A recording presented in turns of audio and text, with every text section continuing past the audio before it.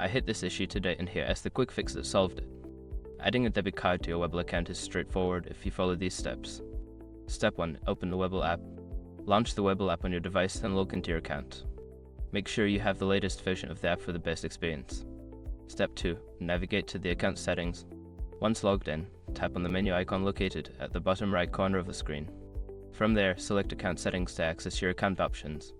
Step 3. Select Payment Methods. In the Account Settings menu, find and tap on Payment Methods. This is where you can manage your linked bank accounts and codes. Step 4. Add a new debit card. Tap on the Add Debit Card option.